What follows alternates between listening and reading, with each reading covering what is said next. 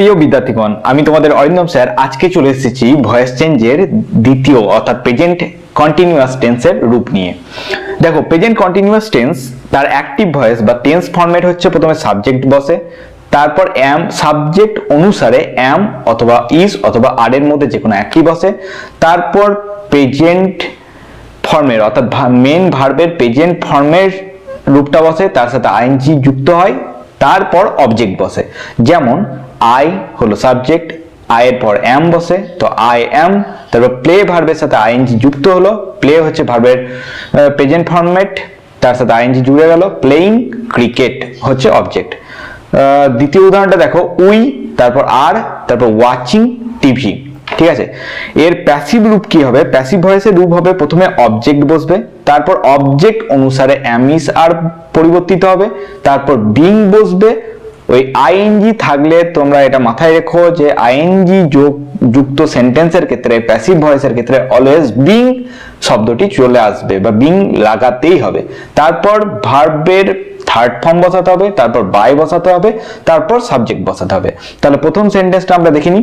তো প্রথম sentence I am playing cricket, সেক্ষেত্রে আই ছিল সাবজেক্ট, ক্রিকেট ছিল অবজেক্ট, তো অবজেক্ট দিয়ে প্যাসিভ ভয়েস শুরু হলো। তাহলে ক্রিকেট, ক্রিকেটের পর অলওয়েজ ইজ বসে, তাহলে ক্রিকেট ইজ, তারপর বিং বললাম যে আইএনজি যুক্ত সেন্টেন্সের ক্ষেত্রে প্যাসিভ ভয়েসে বিং চলে আসবে, তো ক্রিকেট ইজ বিং চলে এলো। তারপর মেন ভার্বে third form played, play played played played বসলো, তারপর বাই, আর তারপর তোমার সাবজেক্টের যে আই রূপটা ছিল সেখানে এইদিকে এসে বসবে অবজেক্টিভ রূপে, অর্থাৎ আইটা বসবে মি রূপে। তাহলে cricket is being played by me. পরেরটা দেখো, উই আর ওয়াচিং টিভি, তাহলে কি হবে? টিভি হচ্ছে অবজেক্ট, টিভি দিয়ে শুরু, টিভির পর ইজ বসে, টিভি ইজ, তারপর বিং। কন্টিনিউয়াস টেন্সের ক্ষেত্রে প্যাসিভ ভয়েসে মাথায় রেখো বিং ঢুকে যাবে, TV is being watched third form by us.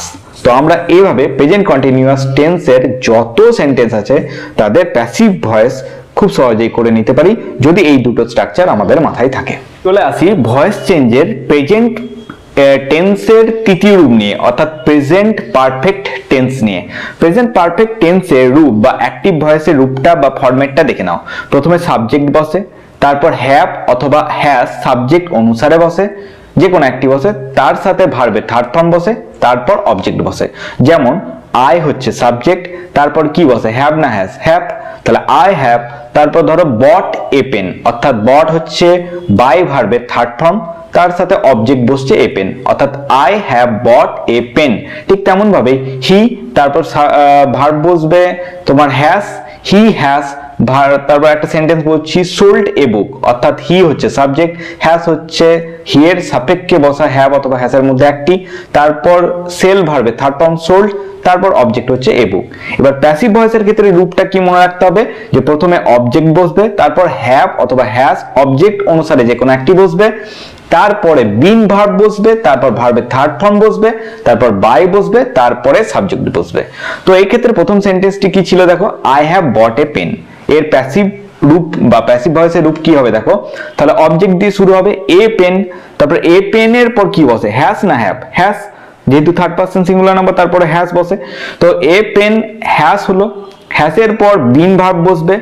তো এই মনে রেখো যে আমরা এর আগে যেটা কন্টিনিউয়াস টেন্স বললাম সেক্ষেত্রে বিং জুড়ে যাবে, আর পারফেক্ট টেন্সের ক্ষেত্রে বিন জুড়ে যাবে।